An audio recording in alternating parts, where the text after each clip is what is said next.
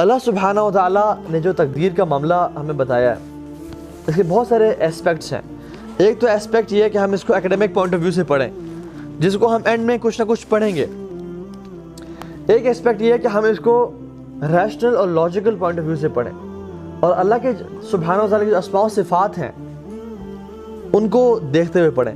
تو انشاءاللہ میں آج 4 ڈورز کا ذکر کروں گا جن کو اگر ہم کمپلیٹلی انڈرسٹینڈ کر لیں تو ہماری لائف بہت ایزی ہو جائے گی اور ہم اس تقدیر کے معاملے کو بہت آسانی سے سمجھ لیں گے, اور وہ اللہ سبحانہ و تعالیٰ کے ناموں کے بیسس پہ ہیں.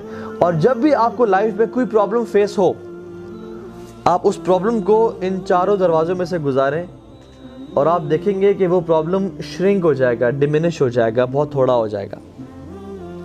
And the first door is with the name of Allah subhanahu wa ta'ala, which is Al-Adl, and which is the door is Al-Imanu, اس چیز پہ ایمان ہونا بِعَدْلِ اللَّهِ تام,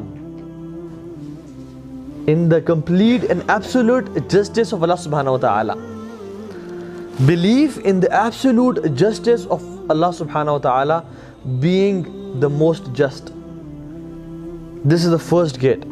Whenever you face any problem, just pass your problem with this gate and see what happens. And let me explain what this gate is. Allah subhanahu wa ta'ala says in the Quran, أَنَّ اللَّهَ لَا يَظْلِمُ مِثْقَالَ ذَرَّةٍ, کہ اللہ سبحانہ و تعالی ظلم نہیں کرتے ذرے کے برابر بھی. تو یہ بات جان لیں کہ اللہ تعالی کو ظلم زیب نہیں دیتا. یا عبادی انی حرمت ظلما علی نفسی, اللہ خود کہتے ہیں اپنے لوگوں سے کہ میں نے اپنے نفس پہ ظلم کو حرام کر دیا. تب اللہ تعالیٰ ہی از دا سپریم اینڈ سوورن پاور, ان کو کوئی چیز پوچھنے والی نہیں ہے, لیکن وہ انہوں نے خود ظلم کو اپنے پہ حرام کر دیا. اور اسی طرح سے فرماتے ہیں وَلَا يَظْلِمُ رَبُّكَ أَحَدًا, آپ کا رب کسی پہ ظلم اور زیادتی نہیں کرتا. جب ہم عمر بن خطاب رضی اللہ تعالیٰ عنہ کا نام لیتے ہیں, کیا چیز ذہن میں آتی ہے سب سے پہلی؟ Extreme justice. ایسا جسٹس جو صرف مدینہ تک محدود نہیں تھا, یا مکہ تک محدود نہیں تھا, یا حجاز تک محدود نہیں تھا, بلکہ it separated on miles and miles till Iraq,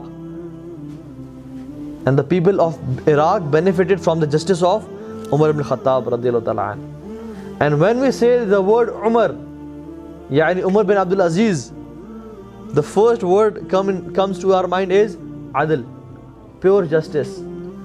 اتنا جسٹس کہ جب ان کی وفات ہوئی تو ایک دوسرے ملک میں شیپرڈ تھا, چرواہا تھا, اس کے جب جانوروں نے لڑنا شروع کر دیا تو that day and that time he said, I think Umar bin Abdul Aziz is no more in this world because of my animals are fighting, because of the justice of Umar bin Abdul Aziz rahimahullah. تو جب عمر بن عبد العزیز کا یہ justice ہے اور عمر بن خطاب کا یہ justice ہے, تو what about the justice of the one جس کا نام ہی العدل ہے, جس نے جسٹس کو کریٹ کیا, جس نے جسٹس کے کروڑوں حصے کو دنیا میں تقسیم کیا اور اس میں سے ایک حصہ ملا عمر بن خطاب کو. How will we talk about the justice of the one whose name is Al-Adl? So he is extreme just. And that is the reason we recite the dua of sorrow when we are depressed and sad. And what is that dua? Allahumma inni abduk, ibnu abdik, ibnu amatik, nasiyati bi yadik, mazin fiya hukmuk, adlun fiya qaza'uk, as'aluka bi kulli ismin huwa lak, سمیت به نفسک او انزلتہ فی کتابک او علمتہ احد من خلقک او استأثرت به فی علم الغیب عندک ان تجعل القرآن ربیع قلبی ونور صدری وجلاء حزنی وذہاب ہمی وغمی. امیزنگ دعا. جب بھی کسی انسان کو پریشانی ہو, سورو ہو, تو اللہ کے نبی نے کہا کہ وہ یہ شخص یہ دعا پڑھ لے.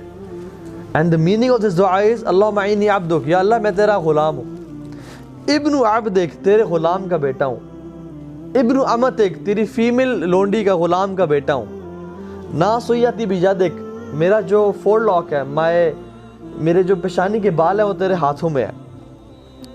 عدل فیا قضاؤک, underline this statement. عدل فیا قضاؤک, your قضا, your قدر, your فیصلہ is عدل for me.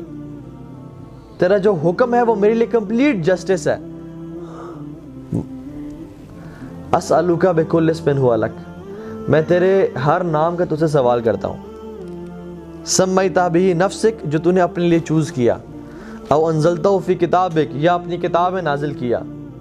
او علمتہ احد من خلقک, یا اپنے بندوں میں سے کسی بندے کو سکھا دیا. او استأثرت بہ فی علم الغیب عندک, یا تو نے اپنے پاس علم غیب میں رکھا اور کسی کو نہیں بتایا. ان تجعل القرآن ربیع قلبی, کہ قرآن کو میرے دل کی زندگی بنا دے. ونور صدری, اور میرے دل کی روشنی بنا دے. وجلاء حزنی, اور میرے غموں کو دور کرنے والا بنا دے. وذہاب ہمی وغمی, اور میری پریشانیوں کو لے جانے والا بنا دے.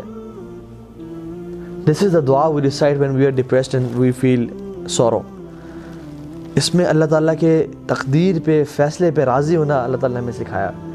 So this is the first gate which we have to pass through when we are suffering through problems and doubts in life. کہ یہ بات جان لیں کہ اللہ سبحانہ و تعالیٰ is just. جو وہ کر رہے وہ حق ہے اور عدل سے بھرپور ہے. وہ کبھی ظلم کو برداشت نہیں کرتا, اپنے لیے نہ کسی انسان کے لیے. اس کا فیصلے عدل و انصاف سے بھرے ہوئے ہیں. اور this has amazing benefits in our life. جب انسان اس چیز کے بارے میں سوچتا ہے کہ میرا رب ظلم نہیں کرتا, تو انسان کو ایک عجیب اطمینان محسوس ہوتا ہے کہ مطلب پھر حق کے ساتھ وہ فیصلے کرتا ہے اور میری زندگی میں ظلم نہیں ہو رہا. یہ پہلا نام اس کا العدل. ٹھیک ہے. دوسرا گیٹ جس سے ہم نے اپنے پرابلمس کو گزارنا ہے, to make our life more comfortable, is اس کا جو دوسرا نام ہے العلیم. وہ ہر چیز کو جانتا ہے, اس کا علم ہر چیز کو احاطہ کیے ہوئے ہے. جو اس کا جسٹس تھا جو ہم نے پہلا ذکر کیا, وہ نالج کی بیسڈ پہ ہے, وہ ولیعوذ باللہ کسی اور بیسس پہ نہیں ہے, لیک آف نالج کی بیسس پہ نہیں ہے. His knowledge surrounds and encompasses everything. ہم لوگ کہتے ہیں کہ اللہ تعالیٰ میری بات سن رہا نہیں ہے, یا اللہ تعالیٰ مجھے دیکھ رہا نہیں ہے, یا اللہ تعالیٰ میرے حاجات کو نہیں جانتا. اور بہت سے لوگ یہ شکایت کرتے ہیں کہ میں دعائیں کر رہا ہوں, کب سے میری دعا قبول نہیں ہو رہی. I think there's nobody up there to listen to me. میرے دل کی باتیں کوئی جان رہی, میری ہیلپ کرنے والا کوئی نہیں ہے, مجھے کوئی دیکھ رہا نہیں ہے, مجھے کوئی سن رہا نہیں ہے. سبحان اللہ.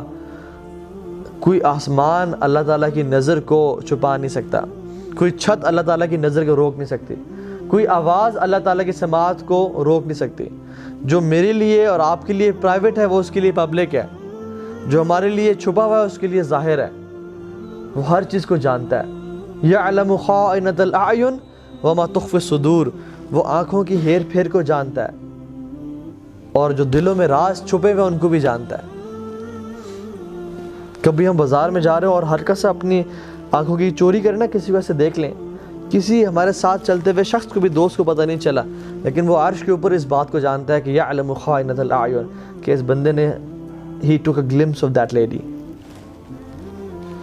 اور اس سے بڑی بات وما تخفی الصدور, وہ دلوں کے راز کو بھی جانتا ہے.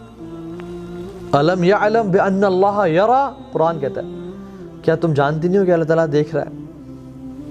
اور حضرت موسیٰ اور ہارون کو جب اللہ تعالیٰ نے فرعون کے پاس بھیجا تو کیا بولا, اننی معکما اسمع وارا, میں تمہارے پاس ہوں, میں تمہارے ساتھ ہوں, اور میں تمہیں دیکھ رہا ہوں اور جانتا ہوں. وَنَحْنُ أَقْرَبُ إِلَيْهِ مِنْ حَبْلِ الْوَرِيدِ, کہ ہم تو تمہاری شاہ رگ سے بھی زیادہ قریب ہیں. تو یہ کیسی بات ہے کہ میرا رب مجھے کوئی دیکھ رہا نہیں ہے, مجھے کوئی جانتا نہیں ہے, میری دل کی خواہشات تو سن رہا کوئی نہیں ہے, میں جس حالات میں یا ٹارچرز میں یا مشکل سے گزر رہا ہوں کوئی اس بات کو جانتا نہیں ہے. بلکہ یہ بات جان لیں کہ کوئی نہ جانتا ہو, لیکن آسمان و زمین کو بنانے والا وہ دل کے حالات مجھ سے زیادہ بہتر جانتا ہے. اس کو میرے حالات کا مجھ سے زیادہ پتہ ہے. قرآن میں فرماتے ہیں وَعِندَهُ مَفَاتِيحُ الْغَيْبِ لَا يَعْلَمُهَا إِلَّا هُوَ, اس کے پاس زمین و آسمان کی چابیاں ہیں, غیب کی چابیاں ہیں, لا يعلمها الا هو، اس کے علاوہ ان کو کوئی نہیں جانتا.